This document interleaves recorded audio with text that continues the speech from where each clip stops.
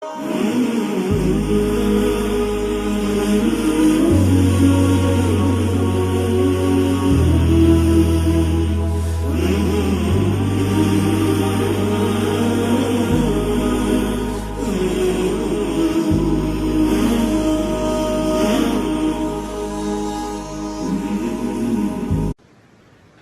বলছেন যে শারতুশ শাইখাইন মানে দুই শেখ ইমাম বুখারী এবং ইমাম মুসলিম রাহমাতুল্লাহ আলাইহিমা, এই দুইজনের শর্ত কি, তাদের কিতাবের শর্ত কি?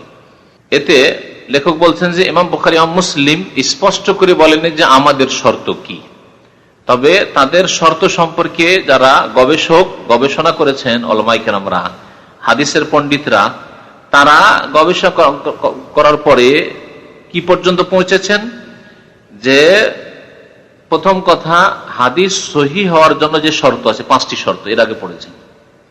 হাদিস সহিহ হওয়ার জন্য 5টি শর্ত আছে। মাত্তাসালা সানাদুহু বিনাকলিল আদল তামুদ্দাব গায়র শায ওয়ালা মুআল। সনদ মুত্তাসিল, সূত্র যেন মিলিত হয়, আর বিশ্বস্ত লোকেরা যেন বর্ণনাকারী হয়। তামুদ্দাব, তাদের স্মৃতিশক্তি যেন প্রখর হয়, মজবুত হয়, আর তাতে কোন রকমের বিরোধিতা না থাকে, সাজ না হয়, আর তাতে কোন রকমের গোপনীয় কোনো যাতে করে ইল্লত বা রোগ না থাকে হাদিসে। এই 5টি শর্ত হচ্ছে সমস্ত হাদিসের জন্য শর্ত। তারা এই শর্তগুলির খেয়াল রেখেছেন শক্তভাবে। আর অন্য কেউ যদি বলে যে আমার এই হাদিস, যেমন ইমাম হাকিম খুব বেশি বলেছেন মুস্তাদরাক হাকিমে, এই হাদিস ইমাম বুখারী এবং মুসলিমের শর্ত মোতাবেক, অথবা ইমাম বুখারী এবং মুসলিম, ইমাম বুখারী শর্ত মোতাবেক অথবা ইমাম মুসলিমের শর্ত মোতাবেক, এরকম যদি বলেন, তাহলে উদ্দেশ্য কি? উদ্দেশ্য হচ্ছে এখানে এটা বোঝার বিষয় যে ইমাম বুখারী যে বর্ণনাকারীগুলিকে নিয়েছেন, মানে বর্ণনাকারী থেকে হাদিস নিয়েছেন, ইমাম মুসলিম যে বর্ণনাকারী থেকে হাদিস নিয়েছেন, সেই বর্ণনাকারী দিয়ে এই হাদিস বর্ণিত হয়েছে। আমি হাদিস ওই সূত্রে বর্ণনা করেছি, ওই বর্ণনাকারীগুলি দিয়ে, ওই ওস্তাদগুলি থেকে, যে ওস্তাদগুলিকে ইমাম বুখারী রাহমাতুল্লাহ আলাইহি গ্রহণ করেছেন। তো তার কাছে যদি গ্রহণযোগ্য ওস্তাদগুলি হয়, তার হাদিসই, তাদেরই হাদিস আমি বর্ণনা করেছি। যদি অন্য হাদিস এই হাদিসটি বর্ণনা ইমাম বুখারী করেননি, তাহলে এই হাদিসটি ইমাম বুখারীতে না থাকলেও, মুসলিমে না থাকলেও, ইমাম বুখারীর শর্ত মোতাবেক, ইমাম মুসলিমের শর্ত মোতাবেক, এটা হচ্ছে এর অর্থ। স্পষ্ট? বলছেন লাম ইউফসিহ শাইখান, ইমাম বুখারী এবং মুসলিমের দুই শেখে স্পষ্ট করেননি আন শারতিন, কোন শর্ত সম্পর্কে, শারাতাহু, যে দুজনে শর্ত লাগিয়েছেন, আও আইয়ানাহু, অথবা নির্দিষ্ট করেছেন, জিয়াদাতান আলা শুরুত আল মুত্তাফাক আলাইহা ফিস সহিহ, সহিহ হাদিসের যে সংজ্ঞায় যে শর্তগুলি লাগানো হয়েছে, সেই শর্তের অতিরিক্ত আর কোন শর্ত তারা স্পষ্ট করে বলেননি। লাকিনাল বাহিসিন মিনাল উলামা, উলামাদের মধ্য থেকে যারা গবেষক, বাহাস মানে গবেষণা করা, রিসার্চ করা, যাহারা লাহুম, তাদের জন্য স্পষ্ট হয়েছে, মিনাত তাতাব্বু ওয়াল ইস্তিকরা, সন্ধান করে, অনেক সন্ধানের পরে, সন্ধান চালিয়ে, আসালিবে হেমা, ইমাম বুখারী এবং মুসলিমের হাদিস সংকলনের পদ্ধতি সম্পর্কে তাদের গবেষণা করার পরে, কি মা জান্নাহু কুল্লু মিনহুম আন্নাহু শারতুহুমা, তাদের এই ধারণা হয়েছে যে এগুলি হচ্ছে ওই দুজনের শর্ত, মানে ইমাম বুখারী এবং মুসলিমের শর্ত, আও শর্ত ওয়াহিদিন মিনহু, ওই দুইজনের একজনের শর্ত, ইমাম বুখারীর শর্ত অথবা ইমাম মুসলিমের শর্ত। সেটা কি? আহসানু মা কিলা ফি যালিকা, এই ক্ষেত্রে বিভিন্ন কথা বলা হলো, সবচাইতে উত্তম যা বলা হয়েছে তা হচ্ছে আন্নাল মুরাদা বিশারতি শাইখাইন আও আহাদিহিমা, দুই শেখের শর্ত থেকে উদ্দেশ্য, অথবা দুই শেখের একজনের শর্ত থেকে উদ্দেশ্য, অর্থাৎ ইমাম বুখারী মুসলিমের শর্তের উদ্দেশ্য, অথবা ইমাম বুখারীর শর্তের উদ্দেশ্য, ইমাম মুসলিমের শর্তের উদ্দেশ্য কি? আইয়াকুনাল হাদিস মারউইয়ান মিন তারিকি রিজালিল কিতাবাইন, এই দুই কিতাবে যে রিজাল মানে বর্ণনাকারীরা রয়েছেন, তাদের সূত্র দিয়ে যদি হাদিস বর্ণিত হয়, বুখারীতে মুসলিমে যে বর্ণনাকারীর সূত্র দিয়ে হাদিস বর্ণিত হয়েছে, ওই বর্ণনাকারীগুলি দিয়েই যদি তিরমিজিতে, আবু দাউদে অথবা মুস্তাদরাক হাকিমে, ইবনে খুজাইমাতে হাদিস বর্ণিত হয়, তাহলে বলবো এই হাদিসটি যদিও বুখারীতে নেই, মুসলিমে নেই, কিন্তু বুখারীর শর্ত মোতাবেক, মুসলিমের শর্ত মোতাবেক, অথবা দুজনের একজনের শর্ত মোতাবেক। কারণ ইমাম বুখারী রাহমাতুল্লাহ আলাইহি বেশ কিছু বর্ণনাকারী আছে যাদের কাছ থেকে হাদিস নেননি, কিন্তু তাদের কাছ থেকে হাদিস ইমাম মুসলিম নিয়েছেন। যখন এইরকম দেখবেন যে না, এই বর্ণনাকারীগুলি থেকে ইমাম বুখারী নেননি, কিন্তু ইমাম মুসলিম নিয়েছেন, তাহলে এখানে বলবেন কি যে এই হাদিসটি ইমাম মুসলিমের শর্ত মোতাবেক, ইমাম বুখারীর শর্ত মোতাবেক নয়। কারণ এই বর্ণনাকারী পাওয়া যায় না হাদিস বুখারীর হাদিসের ক্ষেত্রে। বুখারীতে যে হাদিসগুলি আছে সেই হাদিসগুলির বর্ণনায় কখনো এদের নাম আসেনি। দুই কিতাবের বর্ণনাকারীদের সূত্র দিয়ে যে হাদিস বর্ণিত হয়েছে, আও আহাদেহমা অথবা দুইজনের একজনের সূত্র দিয়ে, বুখারীর সনদে যে বর্ণনাকারীগুলি আছে সেগুলিতে বর্ণিত হয়েছে, অথবা মুসলিমের সনদে যে বর্ণনাকারীগুলি আছে তাদের দিয়ে হাদিস বর্ণিত হয়েছে। তার সাথে সাথে ইমাম বুখারী এবং মুসলিম যেই ধরনের খেয়াল রেখেছেন, যে পদ্ধতির খেয়াল রেখেছেন হাদিস সংকলন করতে গিয়ে, সেগুলির খেয়াল রাখা। তাই বলছেন মা মুরাআতিল কাইফিয়া আল্লাতী ইলতাজামাহা শাইখান ফি রিওয়ায়াত আনহুম, ওই বর্ণনাকারীগুলি থেকে হাদিস বর্ণনা করার ক্ষেত্রে ইমাম বুখারী মুসলিম দুই শাইখে যে পাবন্দি করেছেন, যেই ধরনের বা যেই পদ্ধতির, তার খেয়াল রাখার সাথে সাথে। এর অর্থ কি? এর অর্থ অনেক সময় বর্ণনাকারী ওই ব্যক্তি আছে, কিন্তু সেই বর্ণনাকারী থেকে আরেকজন যে তার ছাত্র, ওই ছাত্রকে ওই ছাত্র ওই শহরের না, অন্য শহরে, ওইভাবে ইমাম বুখারী রাহমাতুল্লাহ নেন একজনই। এটাকে এইভাবে বুঝালে আরো স্পষ্ট হবে। একটা ওস্তাদ উনি বসবাস করতেন মক্কায়, বুঝা গেছে? মক্কার যারা ছাত্র তারা রাত দিন পড়তে পেয়েছেন, পড়াশোনা করেছেন ওনার কাছ থেকে। সুতরাং মক্কার ছাত্র যারা, তারা ভালো করে বর্ণনা করেন ওনার থেকে হাদিস, বলিষ্ঠ। কিন্তু একবার কোন এক সময় হজে এসেছিলেন কুফা থেকে, বাসরা থেকে, ইরাক থেকে, অথবা শাম দামেস্ক থেকে, আসার পরে মক্কাতে ওই ওস্তাদের কাছে 2-4 দিন, 1 সপ্তাহ বা 2 মাস বসেছিলেন। বুঝা গেছে? দেখা যাচ্ছে যে বর্ণনাকারী ওই মক্কার ওস্তাদ বিশ্বস্ত হলেও, সেকা হলেও, তার যে এই সূত্রে যখন চলে গেছে, বাসরা কুফায় চলে গেছে হাদিসটি, যখন চলে গেছে শাম দেশে, তখন হাদিসটি ওই ক্ষেত্রে অত বলিষ্ঠ হয়, কারণ বেশি সময় নিয়ে তার হাদিস মুখস্থ করতে পায়নি বা তার হাদিস বর্ণনা করতে পায়নি। সেজন্য বলছে যে ওই ধরনটারও খেয়াল রাখতে হবে, যে কি ধরনে ইমাম বুখারী নিয়েছেন, কিভাবে ইমাম মুসলিম নিয়েছেন। আর একটি বিষয় আছে যে ইমাম বুখারী রাহমাতুল্লাহ আলাইহি যখন বিদআত প্রথম শুরু হয়, ইমাম বুখারীর জামানায় কিছু কিছু বিদআত শুরু হয়ে গেছিল। তার মধ্যে 2টি বিদআত বেশি শুরু হয়েছিল, সাহাবায়ে কেরামদের শেষ জামানা থেকে শুরু হয়ে গেছিল। একটা হচ্ছে শিয়াদের বিদআত, একটা হচ্ছে খারিজিদের বিদআত। 2টো ফিরকা প্রথম জন্ম নেয়, শিয়া আর খারিজি। খারিজি যারা সন্ত্রাসী আজকাল ওদের মতো, আর শিয়ারা যারা আলে বাইতের নামে বাড়াবাড়ি করে ওদের পূজা শুরু করেছে। হ্যাঁ, আলী, হাসান, হোসেন, ফাতেমা, এই বাড়াবাড়ি, আর সাহাবায়ে কেরামদেরকে গালাগালি শুরু করেছে। তাহলে এরা একদিকে গুমরাহ হইল, আর আরেকদিকে গুমরাহ চরমপন্থী যারা খারিজি, বলছেন না আলী মুসলমান থাকেনি, মারো। হ্যাঁ, যেমন আজকাল কিছু লোকেরা বলছে যে না, এরা ইসলামী আইন চালু করেন না, তার মানে এরা সব ঢালা, সব কাফের, মারো আওয়ামী লীগকে, পেলে মারো, মারো বিএনপিকে, এরা খারিজি। বুঝা গেছে? যেমন বাংলা ভাই বা এই ধরনের লোকেরা যারা এইরকম রাস্তায় চলে গেছে। তাহলে এই 2টি বিদআত ওই জামানে কিন্তু শুরু হয়ে গেছিল। কিন্তু শিয়ারা তাদের বাতিল ধর্মকে সাব্যস্ত করার জন্য জাল হাদিস গড়ত, তার মানে মিথ্যা কথা বলতো। শিয়াদের কাছে মিথ্যা কথা বলা জায়েজ, তাকিয়া বলে ওদের ধর্মে, মানে রক্ষার জন্য, আত্মরক্ষার জন্য বা ধর্ম রক্ষার জন্য, আকীদা রক্ষার জন্য ওদের মিথ্যা বলা জায়েজ। এই জন্য শিয়াদের মধ্যে তখনও মিথ্যার ছড়াছড়ি ছিল, এখনো মিথ্যার ছড়াছড়ি আছে। পক্ষান্তরে খারেজিদের বিদাতি মতবাদ ছিল যে কাবিরা গুনাহ করলে মানুষ ফাসেক হয় না, কাফের হয়ে যায়। কি হয়ে যায়? আহলে সুন্নাত ওয়াল জামাত বলছে যে কাবিরা গুনাহ করলে ফাসেক হয়, গুনাহগার হয়, জাহান্নামে যাবে, কিন্তু ইসলাম একেবারে নষ্ট হয়ে যায় না। যেমন কেউ যদি চুরি করে তাহলে সে ফাসেক, কিন্তু কাফের নয়, তাই না? কেউ যদি ঘুষ খায় ফাসেক, কেউ যদি মিথ্যা কথা বলে ফাসেক, কিন্তু কাফের নয়। খারিজিরা বলছে না, মিথ্যা কথা বলা কাবিরা গুনাহ, আর মিথ্যা যে বলবে সে কাফের হয়ে যাবে। বুঝা গেছে? তাহলে খারিজি যদিও বিদাতি, কিন্তু খারিজি কি মিথ্যা হাদিস বলতে পারে? কারণ সে বলছে আমাকে মুসলমান তো থাকতেই হবে, আর ওর মতবাদ, ভ্রান্ত মতবাদ হচ্ছে যে মিথ্যা কথা বললে আমি কি হয়ে যাব? কাফের হয়ে যাব। কেউ কি ইচ্ছা করে কাফের হতে চায়? সেই জন্য খারিজিরা কখনো মিথ্যা কথা বলেনি। ইমাম বুখারী রাহমাতুল্লাহ আলাইহি একজন বর্ণনাকারী, হিত্তান বিন আব্দুল্লাহ, ওর নাম আছে বুখারীতে। খারিজি মতবাদ, ভ্রান্ত মতবাদ একটু প্রভাবিত হয়ে গেছিল, ফুল না হইলে প্রভাবিত, খারিজি ছিল। তো এই অনেক রকমের আছেন না, যারা বাংলা ভাইয়ের দলে কিছু লোক প্রভাবিত হয়ে গেছে, সাপোর্টার, কিন্তু যায় না ওগুলো কাছে, আর কিছু লোক আছে চলিয়ে গেছে। তো ওই রকমই এই খারেজির হাদিস বর্ণনা করেছে সে ইমাম বুখারী রাহমাতুল্লাহ নিয়েছেন। কারণ খারেজি বিদআত হইলেও সে মুসলমান, এবং সেই ব্যক্তি মিথ্যা বলাকে আহলে সুন্নাতের চাইতে বড় অপরাধ মনে করে। সুতরাং নবী সাল্লাল্লাহু আলাইহি ওয়াসাল্লাম সম্পর্কে, সাহাবী সম্পর্কে কখনো মিথ্যা বলতে পারে না। বুঝা গেছে?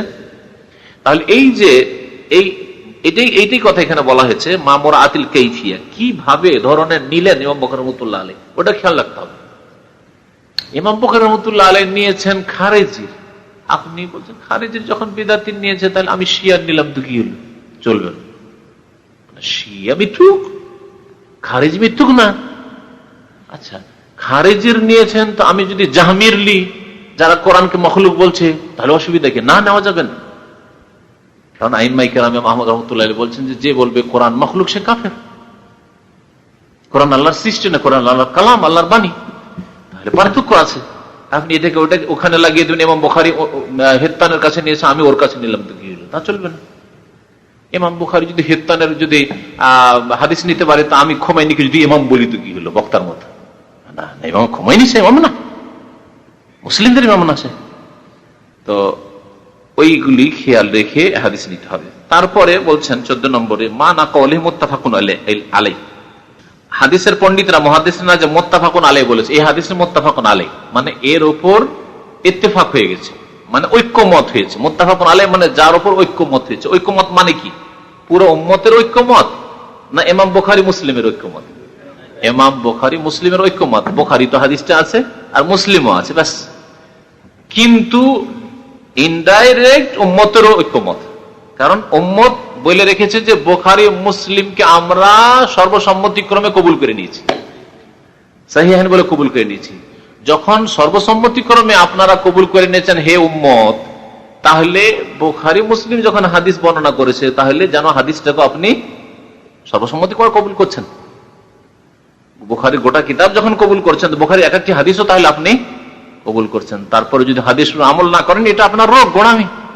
রফাদিন হাদিস আমল করেন না, আমি জোরে বলা হাদিস আমল করেন না, ইত্যাদি যেগুলো করেন না, তাহলে এগুলি মাযহাবী গোড়ামি।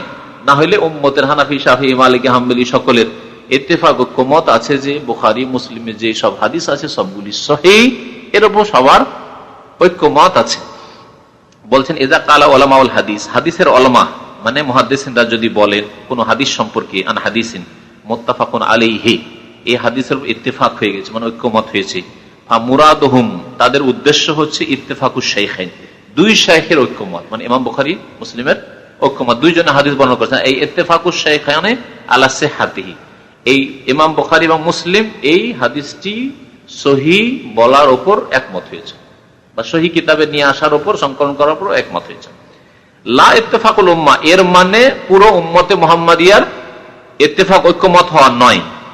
ইল্লা, তবে শুনে রাখেন, আন্না ইবনে সালাহ কাল, ইমাম ইবনে সালাহ উসুল হাদিসের বড় ইমাম ছিলেন, তিনি উলুমুল হাদিস তার কিতাব আছে, তিনি বলছেন যে লাকিন্না ইত্তেফাকুল উম্মাহ আলাইহি লাযিমুন মিন যালিকা, তবে ইমাম বুখারী মুসলিম যখন ঐক্যমত করেছেন, তাহলে পুরো উম্মতের ইত্তেফাক হওয়া এতে থেকে আবশ্যক হয়ে যায়।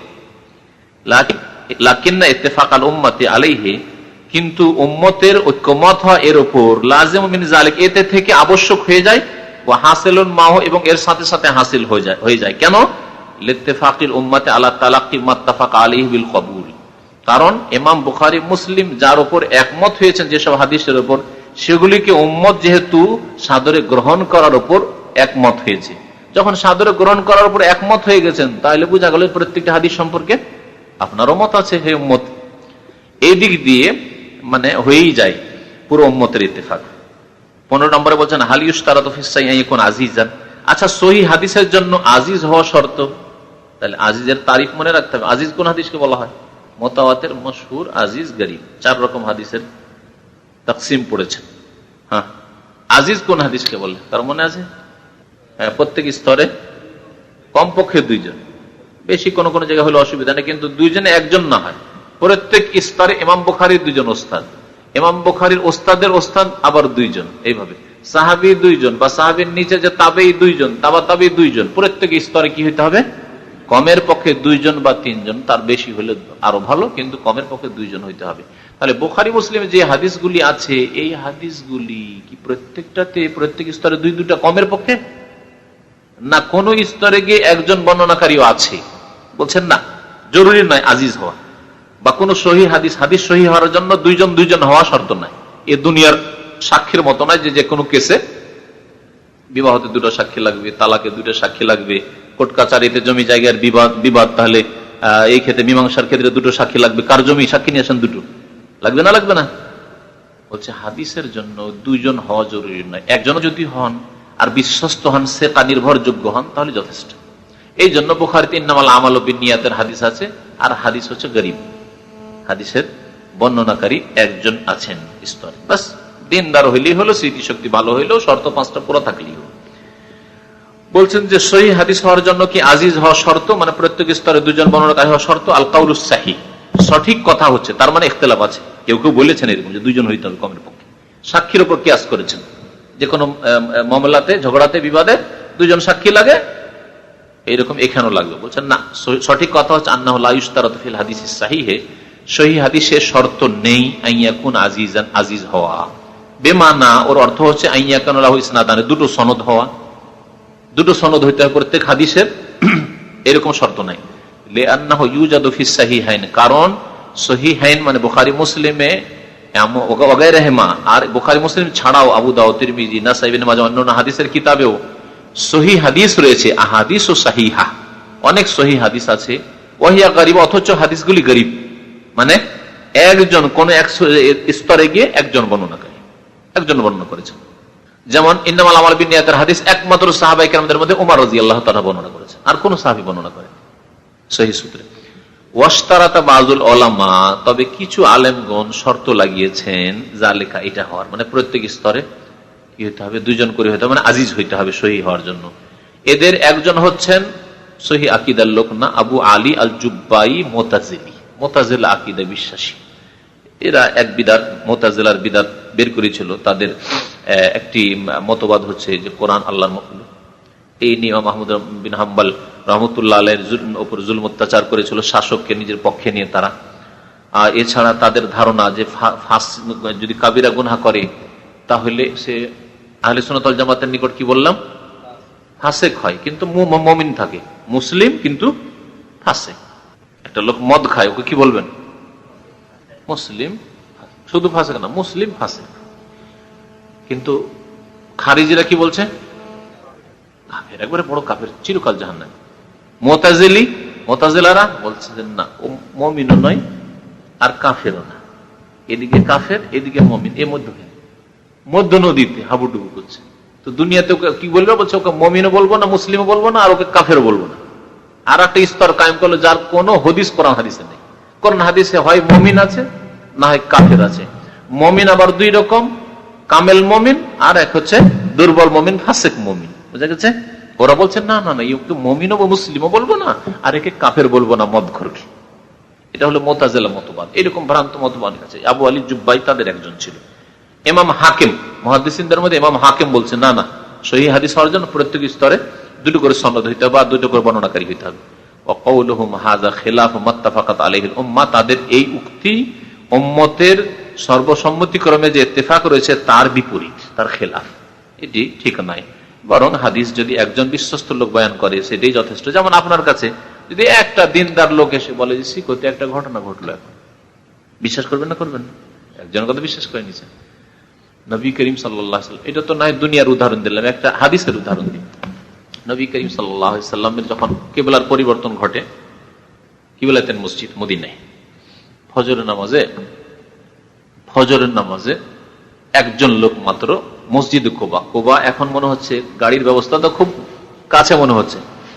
আসরে কিবলা পরিবর্তন হয়েছে, মাগরিবের সাথে কেউ যাওয়ার হয়নি, কোবার মসজিদে খবরই পৌঁছেনি, ফজরের নামাজ শুরু হয়েছে। ওই সময় একজন লোক গিয়ে বলছে যে কিবলা পরিবর্তন হয়ে গেছে, আরে আপনারা এখনো ওই কি বলে উত্তর দিকে মুখ করে, মানে বাইতুল মুকাদ্দাসের দিকে মুখ করে, উত্তর দিকে মুখ করে নামাজ পড়ছেন, মদিনা থেকে উত্তর দিকে। উত্তরে না, এখন দক্ষিণ দিকে ফিরেন, কাবার দিকে ফিরেন। একজন লোক গিয়ে বলছেন। ইমাম সাহেব তখনই কি করলেন, ঘুরে গেলেন। একজনের উপর আমল করলেন না? করলেন না। নবী সাল্লাল্লাহু আলাইহি ওয়াসাল্লাম জীবদ্দশায়ী ছিলেন, যদি নাজায়েজ হতে একজনের কথা কেন শুনলে? তাই নবী সাল্লাল্লাহু আলাইহি ওয়াসাল্লাম বলেন তোমরা অন্যায় কাজ করেছি। একজন বললো, ভুলও বলতে পারে, কেন তোমরা কিবলা পরিবর্তন করলে? কথা বলেননি নবী করিম সাল্লাল্লাহু আলাইহি ওয়াসাল্লাম। এরকম বহু দলিল হচ্ছে। আর একটা দলিল হচ্ছে, যখন মদ হারাম হইল, নবী সাল্লাল্লাহু আলাইহি ওয়াসাল্লাম একজন লোককে পাঠাইলেন, মদিনা গলিতে গলিতে গিয়ে বলে দাও যে মদ হারাম হয়ে গেছে, মদ হারাম হয়ে গেছে। একজন বলাতে যত যার বাড়িতে মদের মটকা ছিল, হাঁড়ি বাসন ছিল আর কলস ছিল, সবকে ভেঙে চুরমার করে দিল। কেউ তো এতরাজ করেনি। একজনের কথা কেন শুনবো, আগে জানবো আরো একজন বলুক এসে। তাহলে একজন দিয়ে নবী করিম সাল্লাল্লাহু আলাইহি সাল্লাম অনেক কাজ। একজন দিয়ে চিঠি পাঠিয়েছেন ইসলামের দাওয়াত দিয়ে, রাজা বাদশাদের কাছে চিঠি নিয়ে কয়জনকে পাঠিয়েছেন? একজনকে। তাদের হুজ্জত কায়েম হয়েছে না হয়নি? তারা যদি বলে একজন এসছে, আমি বিশ্বাস করিনি, চলবে না? একজন যথেষ্ট। তাহলে বোঝা গেল যে খবরে ওয়াহেদ মানে একজন হওয়াই যথেষ্ট, যদি ইমানদার লোক হয়, বিশ্বস্ত লোক হয়। সাল্লাল্লাহু নবিয়্যিনা মুহাম্মদ ওয়া আলা আলিহি ওয়া সাহবিহি যে রাবি বর্ণনাকারী একজন হইতে হবে ওই হাদিসটার। যেন আবু হুরায়রা থেকে বুখারীতে আছে, মুসলিম আছে, মুত্তাফাকুন আলাইহি। ওটা ওই ক্ষেত্রে ইমাম হাফিজ ইবনে হাজার বুলুগুল মারামে যখন বলেছেন যে মুত্তাফাকুন আলাইহি, তখন তিনি এই শর্ত লাগিয়েছেন। বাকি এই মুত্তাফাক আলাইহি মানে বুখারী মুসলিমে আছে, এবং বুখারী মুসলিম সহিহ বলেছেন।